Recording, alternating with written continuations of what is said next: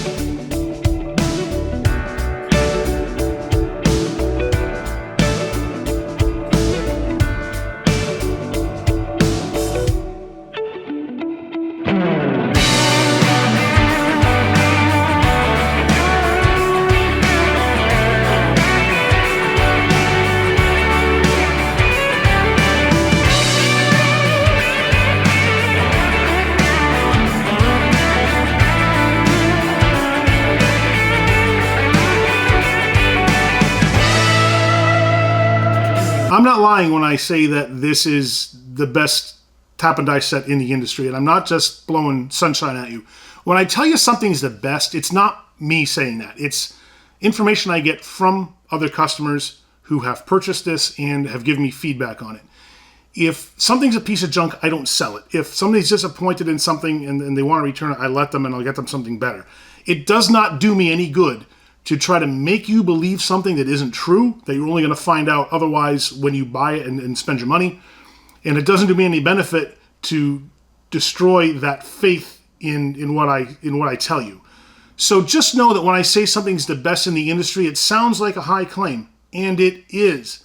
But we'll also see how the industry, A, it's starved for options, and B, it doesn't take much to be the top of that heap. But C, when you do it like Gearwrench did it and make a product that is clearly superior, then you have a lot of bragging rights and you're going to get a really good market share. So let's go over in depth this set. I'm gonna tell you why it's so great and the features and benefits that this has that you won't find in any other set. So just to give you the full picture, I also sell Vermont American and Irwin taps and dies. And I can tell you that the Vermont American ones are difficult to get. They don't have the same breadth of offerings as Irwin or Gearwrench. The Irwin set is what I see mostly in shops from guys who have bought them other places, because Irwin manufactures their tap and die set from Mac. They sell under their own brand. They also manufacture the Matco, and I believe the Cornwell sets. They were, up until about a year or so ago, manufacturing Snap-on sets. But that relationship disintegrated between Snap-on and Irwin. I do not know what the details were. But hey, CP the Tool Addict, if you're watching, let me know if you have any insight to that one, because I know you discussed the same thing on your channel. But what we're left with then is, by comparison between those three brands, the Gearwrench one. And when you look at the cost of the Irwin set, they have a 117-piece master set that competes with the Gearwrench one. But if you look at the quality of their components, particularly their tap wrenches, there is no question, and this is an objective, observable truth, the Gearwrench tap wrenches are, bar none, so much better than the ones you'll find on the Irwin set. A, they're ratcheting. B, they're beefier and thicker. They look beautiful. They feel great in your hand, and it's easy to keep your tap level or your die level when you're starting your threads, instead of having to use like the two hands on either side of the tap wrench. In the Irwin set, you can palm the one in the Gearwrench set, and then to start working it slowly back and forth. Because it's ratcheting, it's much more forgiving as well. So I'll read to you the specs on all the pieces that are in here because there's a lot of them. So bear with me here. You have 2 tap wrenches, a medium and a large. You have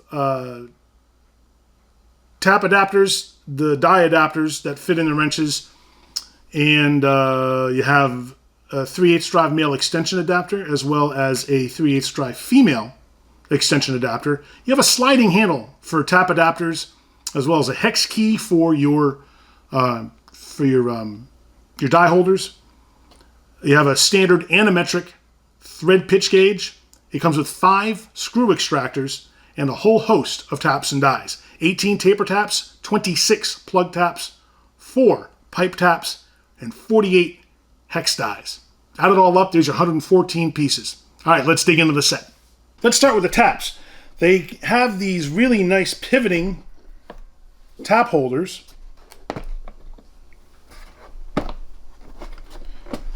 So when you stand them up, you can view them much easier, and the sizes are embossed on the plastic holder.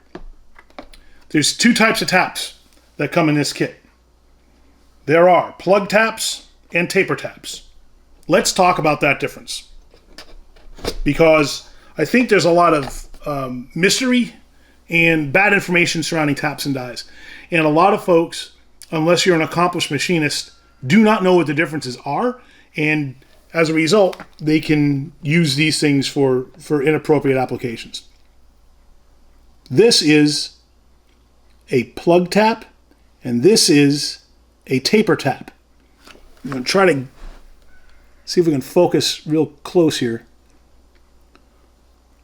The plug tap, well, first of all, both have straight flutes. The fluting here is straight as opposed to spiral. These are better for cutting harder metals.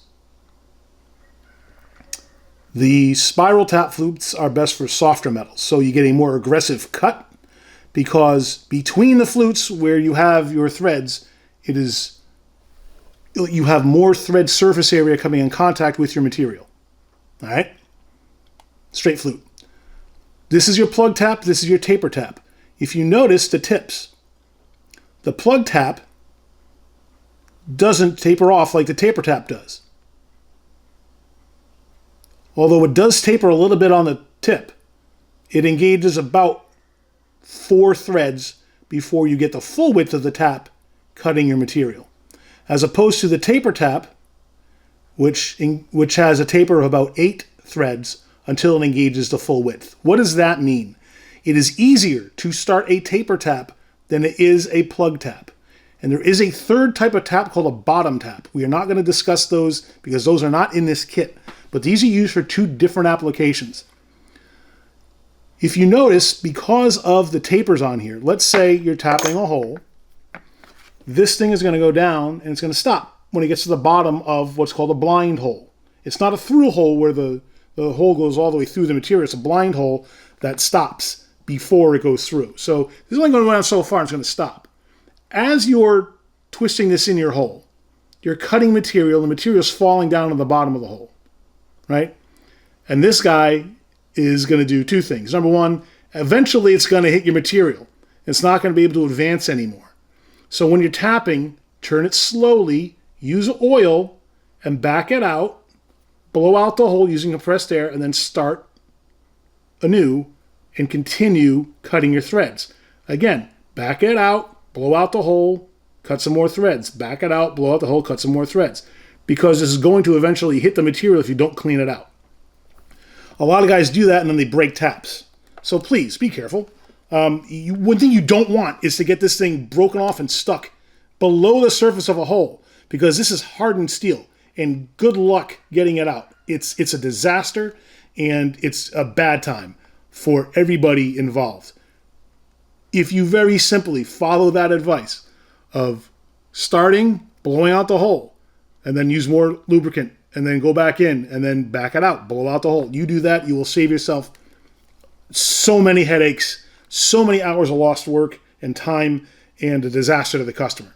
It's something that's very simple, but boy, is it easy to prevent. Now, in addition, what happens when you reach the bottom of the blind hole in this? You're going to have about 8 threads that are not cut.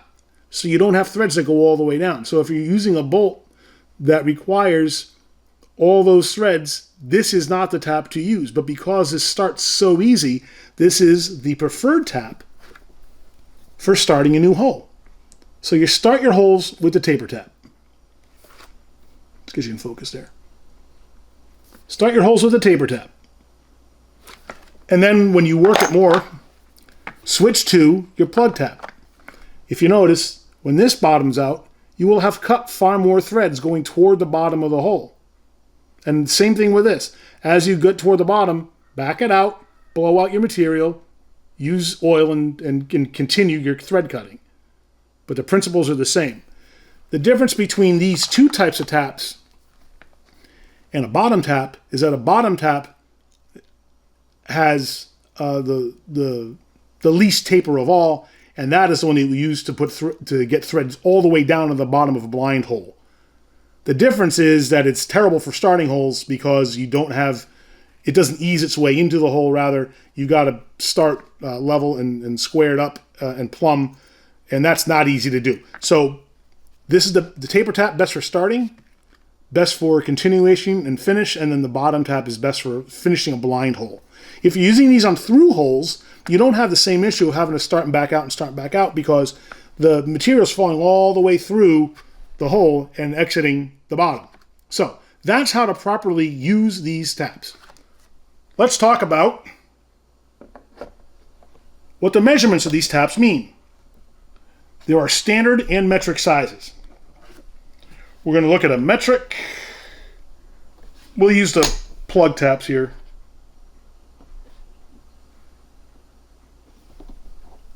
And there's a few things to look at.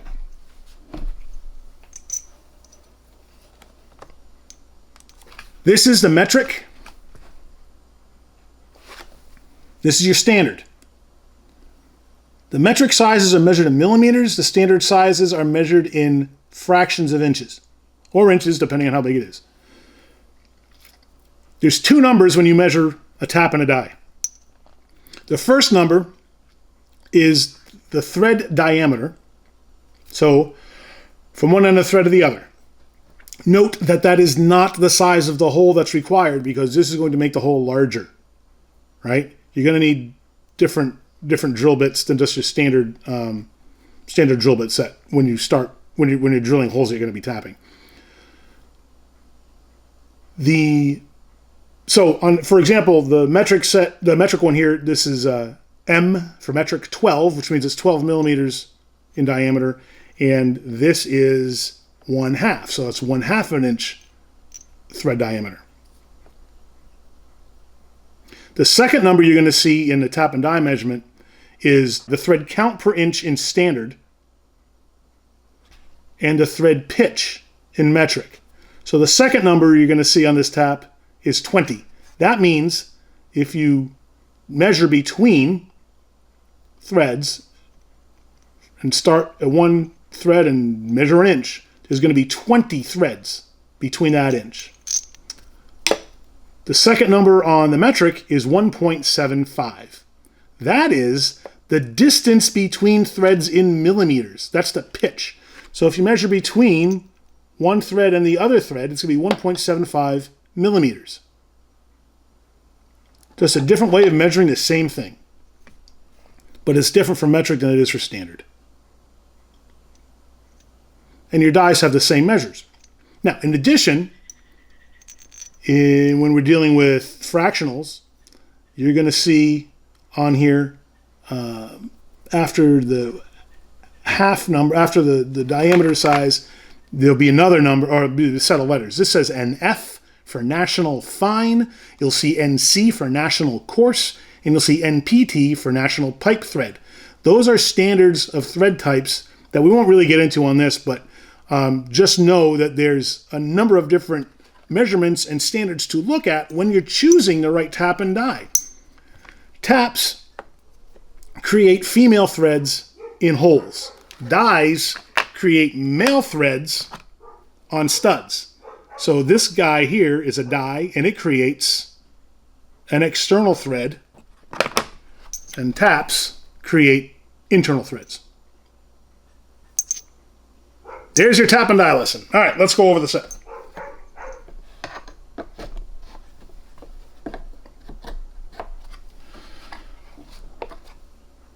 So they have a bunch of sizes of taps that are on these nice pivoting holders, and then the larger jumbo sizes have their own labeled slots. This set has some of the bigger taps and dies that you'll see in any tap and die set. This guy's the 3/4 National Fine 16. 3/4 inches in diameter, a fine thread, and 16 teeth per inch.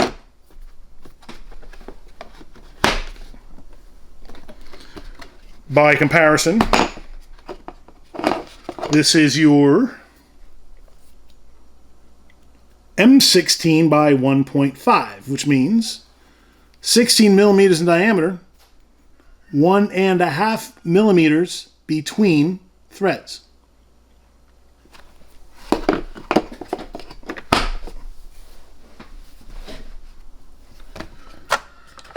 Here's your thread gauges. So if you need to measure the pitch of existing threads or threads in holes or studs, you can do that by pivoting out the blades in here and measuring to see what the thread size is. And whatever thread size matches the blade you have here is the threads that you're looking at. So you know what to cut new ones to if you have to cut the same one. And this is your standard. And that's your metric.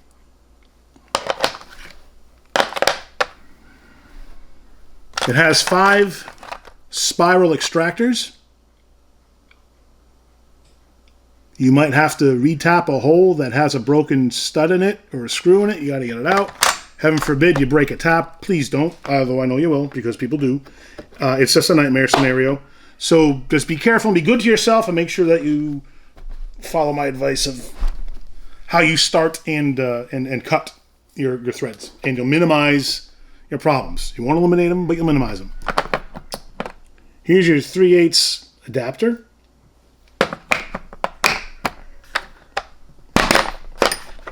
Here's your T-handle adapter.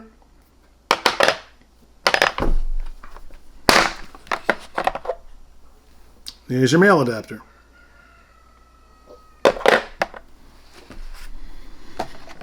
I'll show you first. This is the medium tap wrench. It has a selector on here for forward or reverse because it's ratcheting. You then take, for example, your tap collet and insert it in the wrench. This is a nice pass-through design that you won't see on anyone else. I don't know if they have a patent on this. I should have looked, or at least asked my rep. But anyway, so you loosen and tighten this up.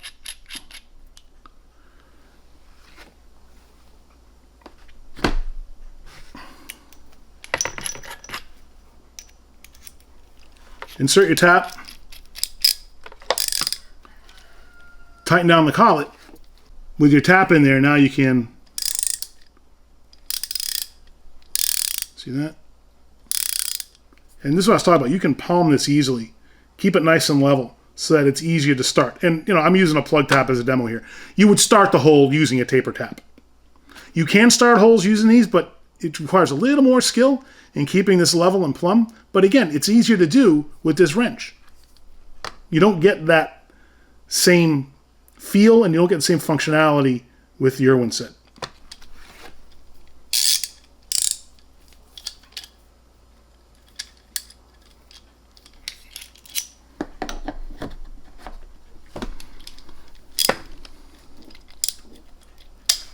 And then you just push the collet out.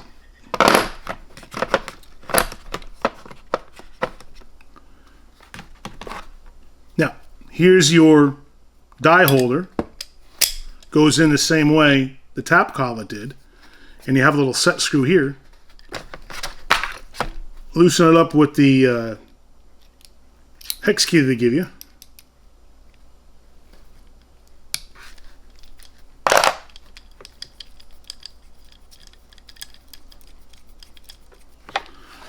And then you just take your chosen die, drop it in the holder, tighten that down,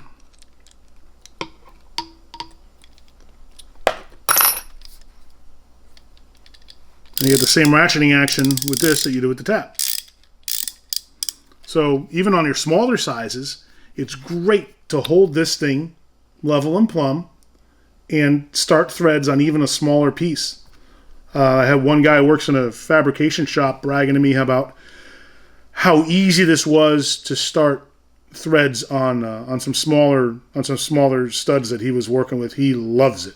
And he had to wait a while because, like I said earlier, these things go in back order a lot. And boy, he hung in there for months. Finally, a set came in, and I was glad for him, and he was very happy to finally get it. But luckily, he wasn't in a rush. But it just goes to show how popular these are. And when they're available to me, I grab them because they're going to sell, and they're going to sell quickly. The large tap wrench and the large collet are a little bit different. On the collet is a spring-loaded lock ring here. So what you do is you feed the ring through the wrench first, right? And then twist it, and then feed it the rest of the way, and then the ring springs back and locks this in. And to release it, you just turn the ring and push it through, and out it comes. So a bit of a different retention mechanism there. And the same ratcheting mechanism on the large wrench. Also in the kit, it comes with a conversion chart so you can see the sizing for the drill bits that you need for every particular tap. So it's a very comprehensive kit, and one that I wholeheartedly believe in and throw all my support behind, because Gearwrench really knocked this one out of the park. And to see this and not be impressed with it means that you've been living your life under a rock or something, because if you've had any experience with any other tap and die sets, you can plainly see the superiority of this set, and it makes it one that everyone gravitates toward. So thanks, Gearwrench. It's a terrific product. I love having it on the truck. I love the packaging that it comes in, and the price is great. When these things are on sale, they're going for less than $400. Compare that with the price of the Irwin set at more than $550, and the fact that everything in this kit has a lifetime warranty. You cannot beat the deal. So thank you for watching, and keep doing so, because in the future we've got some great new videos coming down the line, including a whole new series on air tool repair, as well as a comparison on the XP series of Coast lighting. So do me a favor, click down here now to subscribe so that you don't miss any of it. Thank you so much for watching, and remember, use a tool, don't be one.